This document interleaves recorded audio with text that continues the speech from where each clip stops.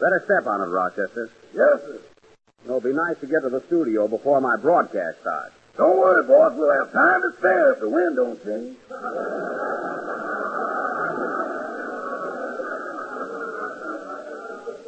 Well, I don't want to be late, especially after being off the program last Sunday. You know, I was a little worried about that. I was afraid my gang wouldn't be able to do a show without my being there. Yeah, who'd ever think a program could be that funny with the both of us just listening in?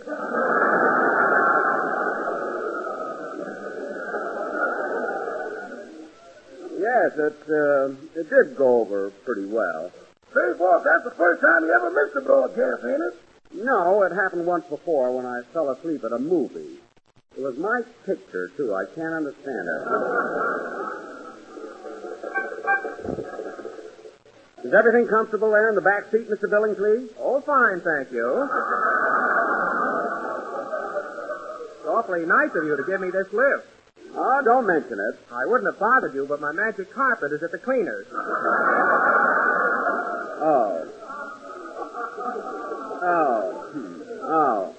I told you, boss, that man's cuckoo. He is not. Rochester, what's the idea of driving on this little side street? We always take Sunset Boulevard to the studio. Well, the policeman told me that on Saturdays, Sundays, and holidays, we got to keep this car off the main drag. Oh, Rochester, you'll say anything to run down my Maxwell. I wouldn't mind it so much, boss, if you'd just fix the springs in this cushion. Never mind. Every time I ride in this thing, I get the Martin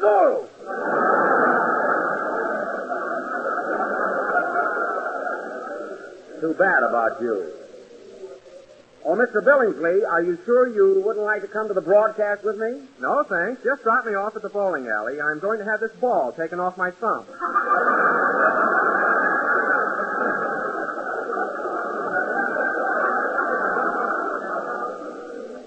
Well, I don't blame you. It must be a nuisance. I'll never eat taffy again while I'm bowling. Oh, I was wondering how it happened. Rochester, will you please drive a little faster? I've got a program to do. I hope it's as good as last week. That Mr. Marshall was sure great. Oh, I thought Herbert Marshall was all right. Everybody's raving about him, boss. You couldn't have got a better man to take your place. I didn't want a better man. I made a mistake, that's all.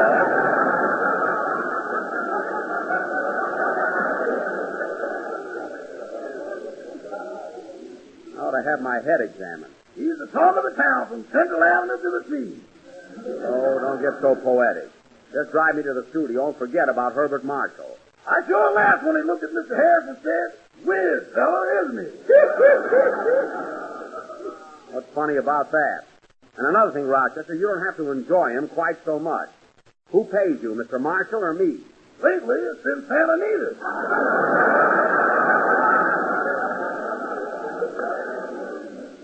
Well, unless you expect your luck to continue right through Bay Meadows, you better curb your enthusiasm.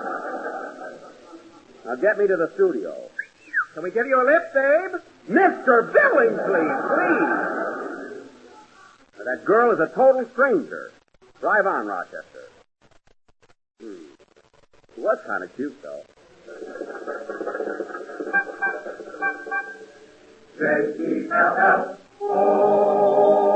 The Jell-O program starring Jack Benny with Mary Livingston, Phil Harris, Dennis Day, and yours truly, Don Wilson. The orchestra opens the program with Emporia, Kansas Stomp.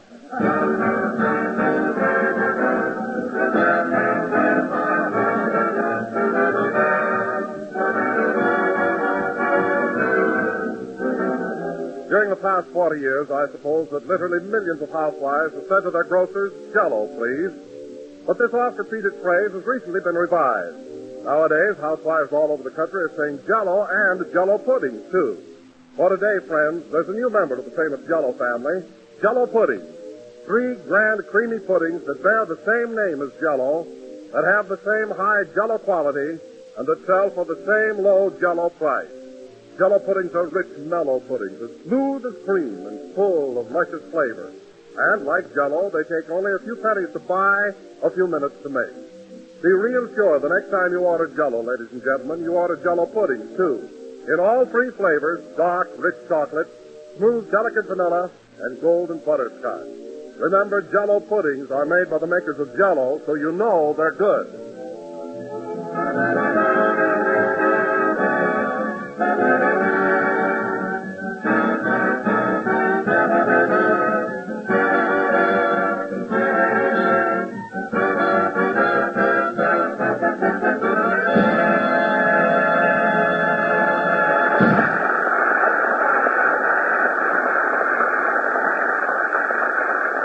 Emporia, Kansas South, played by the orchestra. And now, ladies and gentlemen, after a week's absence from the Jell-O program, let us welcome back our good old master of ceremonies, Mr. Jack Marshall. What? For Benny, Jack Benny.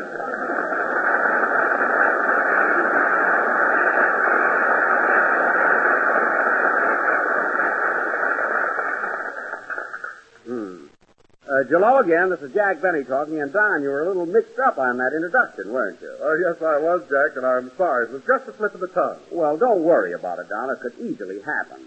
After all, you've been with me only 8 years, and I've been away for 1 whole week. So it's only natural that you'd forget my name. Well, Jack, the only excuse I can offer is that since Herbert Marshall was on the show last week and did such a grand job, I subconsciously connected you with him. I see. Well, don't give it another thought, Don. It's a very common mistake. In fact, if I should happen to walk in on our program some Sunday night and call you Harry Von Zell, it'll be Von Zell, believe me.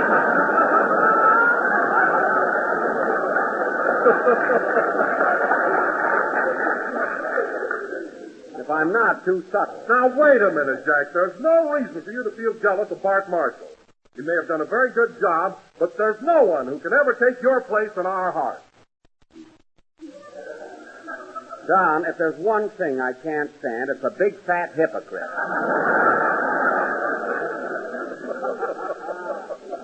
A lot you and the rest of the gang care about me. The way you all drooled over Marshall last Sunday was revolting. Hello, Jack. How was your trip to New York? Well, if it isn't Kiss Me, my darling. What are you talking about? You know what I'm talking about. I heard you last week when you kept asking Marshall for a kiss. Now, you didn't even know the man. I do now, Bob. It's not the point. You didn't have to act like a schoolgirl. Well, I couldn't help it. He's wonderful. Oh, everyone's wonderful to you but me. By the way, Mary, Bart took you to Ciro's for dinner after the show last Sunday, didn't he? Yes, Don, and don't talk about it. I was so embarrassed in front of Mr. Marshall, I nearly died. Embarrassed? Well, what for, Mary? Well, the head waiter had seen me there with Jack so many times, he gave us each our own check.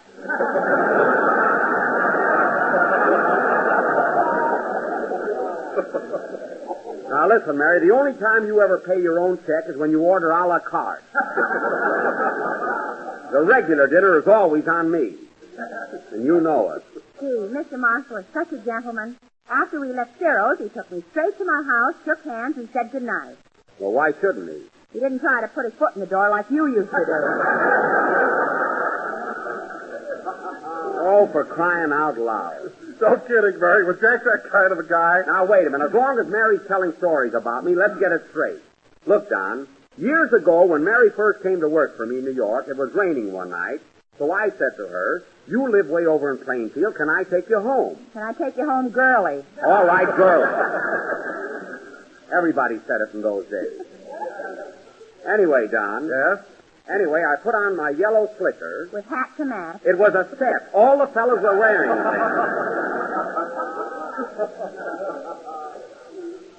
Anyway, Don, when we got to Plainfield, it was still raining. And the only reason I put my foot in the door was because I wanted to come in and have a cup of coffee. There. That's the whole story. It is not. When you put your foot in the door, Papa bit your ankle. Well, how did I know he was laying there? And if you remember, Miss Livingston, that's the last time that... Oh, hello, Phil. Hiya, Jackson. What's steaming? Is everything solid in New York? What? Did you latch on? Were you in there jumping?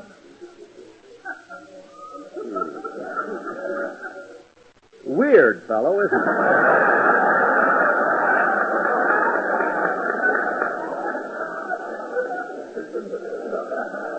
Oh, Jack, stop, will you? That's exactly what Mr. Marshall said last week. Yeah, Herbie pulled that one. Well, for heaven's sake, does he own every word in the dictionary?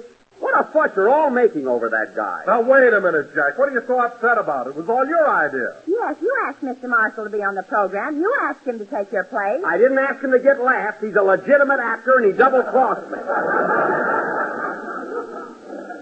That'll never happen again. Well, I'll say one thing about Herbie. He's sure got a lot of class. I tell you, Jackson, that guy's suaver than me. He's distinguisher, too. Suaver. And Mr. Marshall thinks... Marshall. That's all I've heard tonight. Well, I guess that's about all the loyalty I can expect from this gang. That's life for you. Guy leaves the program, and the minute his back is turned, boom, the dagger. Boom is for a gun. All right. The dagger. If that's the way it goes, I've never seen it to fail. If my father told me once, he told me 1,000 times, son, stay out of show business. Don't leave the clothing store. Because I need you. You're the best dummy I've got in my window. He didn't say that. But no, I had to be a wise guy. I had to leave Waukegan. So long, Dad. I'm going to Kenosha. Kenosha? Dad vaudeville there. And that was the beginning. I had to get into show business. Let us play, Phil. Okay. I'll never forget that opening night. Gee, I was a big hit. There I stood on the stage with my violin, taking bow after bow. I thought they'd never stop.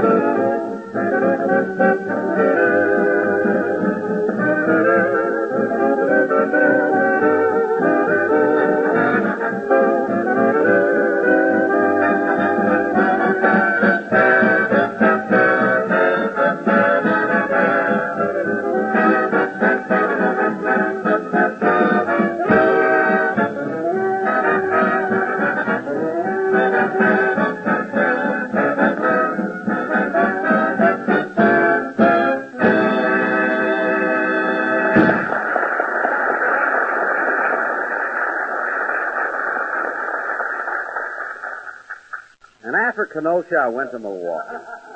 I wowed him there. Then came Elkhart, Indiana. Oh, pardon me. That was You Can Depend on Me, played by Phil Harris and his orchestra. And now, ladies and gentlemen... Say, Jackson, did you hear the song I did last week? The one I wrote myself? You mean the one about ham hocks and butter beans? And... Yeah, I heard it, Phil, but I don't get it. What does it mean? It don't mean nothing. It's just gastronomical, that's all. Yeah, I heard you say that before. Phil, what does gastronomical mean? Gastronomical, capital G. I don't want it spelled, Phil. I don't want it spelled. I want to know what it means. Well, it's easy enough to figure out. Let's break it down. Okay. Gastronomical. Break it down. Well, gas. Gas is what you buy in a filling station. Uh-huh. And throw. Throw means like when you throw a ball. I see. That's gas throw. Now, what's nomical? Nomical is what an Englishman wears in his eye.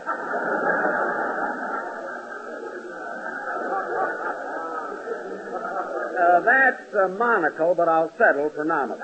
So, according to your definition, Phil, gastronomical is an Englishman with a monocle in his eye standing in a gas station throwing a ball.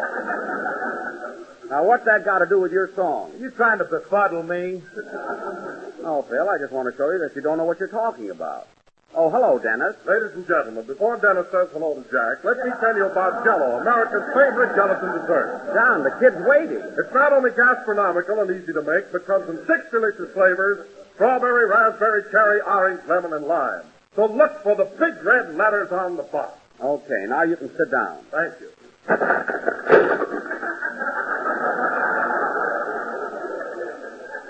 Well, that chair will never smile again.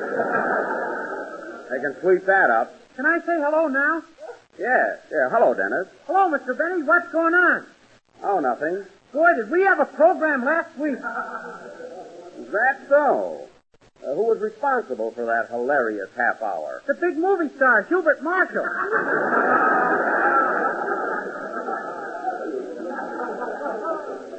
Yes, I know, Dennis. I heard all about it. Are you worried, Bub?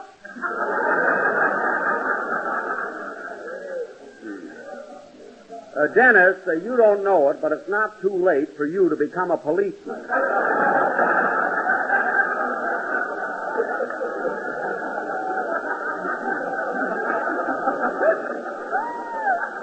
So watch it.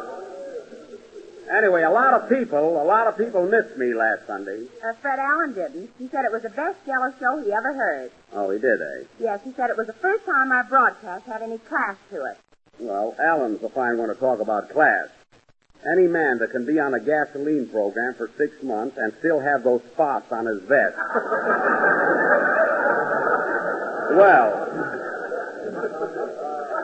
and now, ladies and gentlemen, I saw him on the street in New York. He ran down the subway like a rat.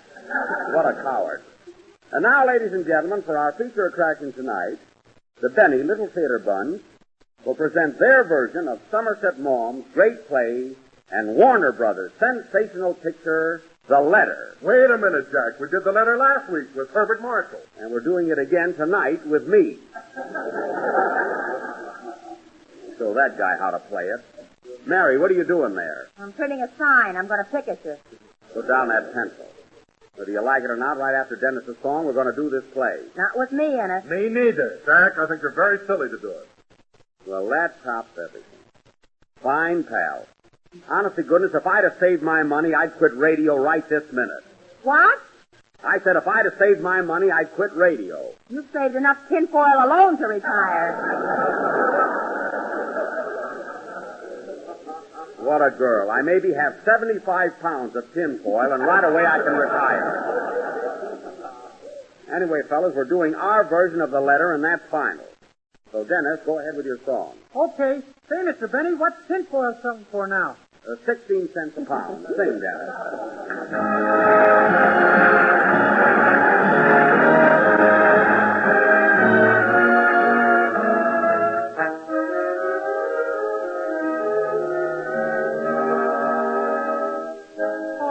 An idea for a sitcom that ought to make me $1 million or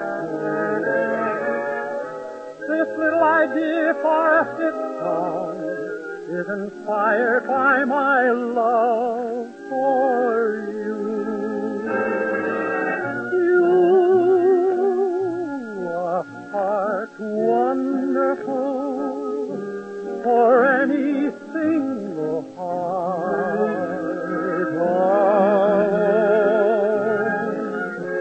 My darling, you should be set to music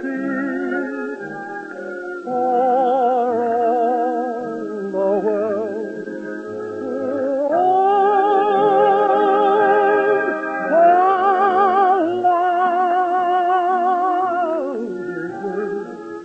You whisper to me should be written down and played. My darling, you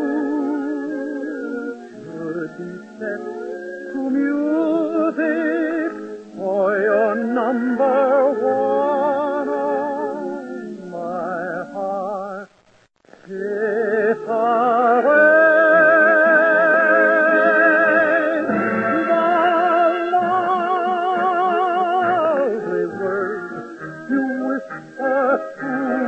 Should be written down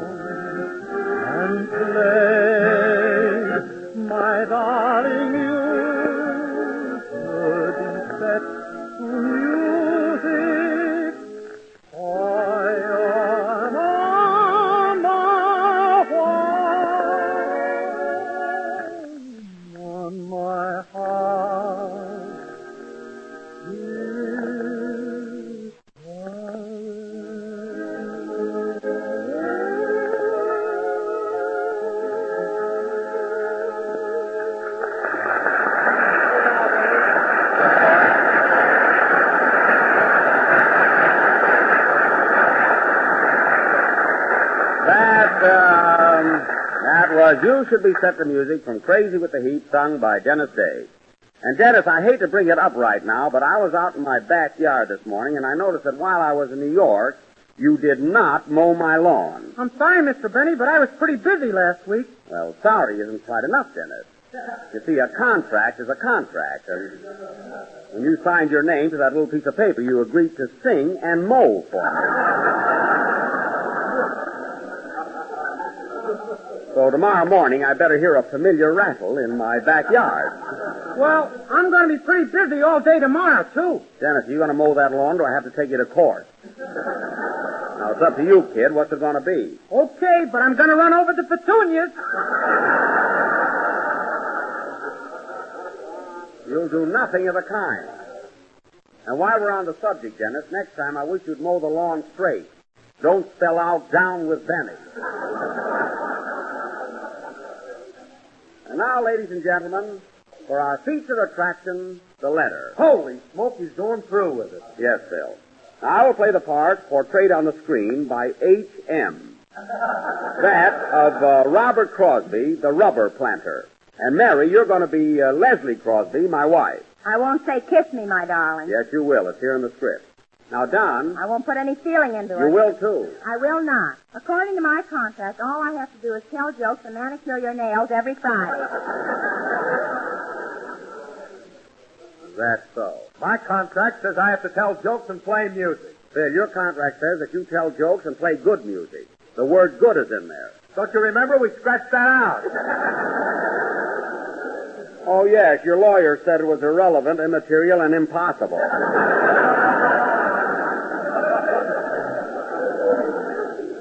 Anyway, getting back to our play, Phil, you're going to be the... Come in. Well, look who's here. Gee, it's Mr. Marshall. Hello, everybody.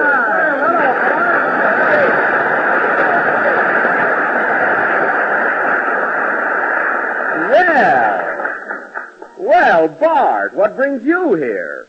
Better have a good reason. Jack, old boy, I simply had to drop in tonight and thank you for asking me to take over your program last Sunday. It was a delightful experience. I know, and you seem to have gone over very big. Oh, I wouldn't say that exactly. Oh, yes, you did. What a ham.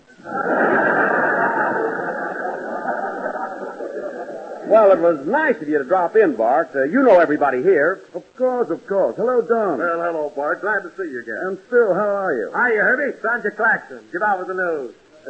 Sandra Claxton? Extraordinary creature, isn't he? Oh, positively weird, I always say. And Mary, dear, I didn't see you standing there. You look charming this evening. With these goose pimples? Now cut that out. Well, Bart, if you'll excuse me, we'll get on with our play. We're going to do the letter, you know. The letter? I did that last week. Very good, too. You were excellent. Oh, Jack, I thought it was just fair. Fair nothing, Bart. You were terrific. Boy, is he conceited.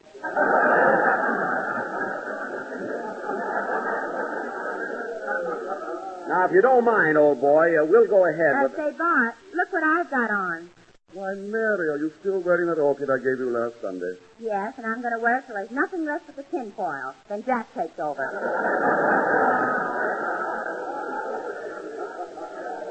Now, stop showing off. That's very good, Mary. Don't encourage her, please. Gee, Bart, didn't we have fun at Ciro's the other night? Yes, indeed. Of course, I'll never get over the waiter handling a piece of chess. Mary was telling me about that. Well, Bart, if you don't mind... Hey, Gilbert, remember me? Dennis, will you pipe down? Come on, fellas, let's get going with the play. So long, Bart. Goodbye, Jack, and thanks again. Say, Bart, as long as you're here, why don't you stay and watch Jack play your part? Why, yes, that might be fun. Yes, do say. John had to open his big fat mouth.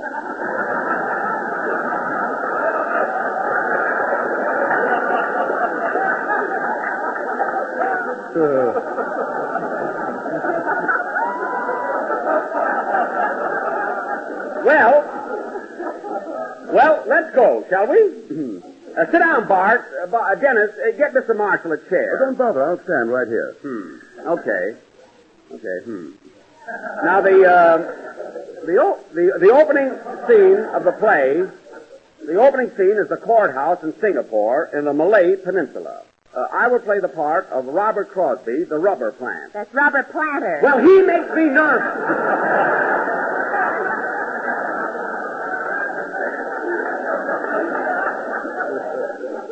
Gee. I'm sorry, Jackleboy. I'll go over and sit down. Okay. Mary, let's go over it. As I said before, the opening scene is the courthouse in Singapore. As the curtain rises... Oh, darn it, who's that? Answer the phone, Mary. Okay. Hello? Who? Mr. Harrington? Mr. Harrington, that's my sponsor. Give me the phone, Mary. He wants to talk to Mr. Marshall. Oh. Oh, it's for... Oh, it's for you, Hubert. Or Herbert. Our sponsor would like to talk to you. Your sponsor? I wonder what he wants. So do I. Answer the phone. Here. Thank you. Hello? Yes, this is Herbert Marshall. Oh, well, thank you very much, Mr. Harrington. That's awfully sweet of you. Yes, I thought it went over fairly well. Sure, for one show. Let us try it. We try doing it week after week.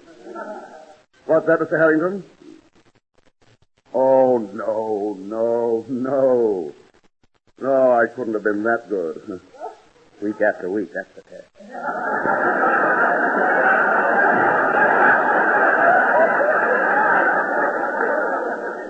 What? What's that? Oh, your wife liked it, too. What does she know? Well, please tell Mrs. Harrington how much I appreciate that. Never did like me. That's what I'm up against. Well, thanks again, Mr. Harrington, and I'm so glad you called. Goodbye. Well, it was nice of my sponsor to call you, Bart. Yes, and he seems to be such a lovely fellow. Oh, he is. You know, Jack, I'd like to have you introduce me to him sometime. I just hope you live that long.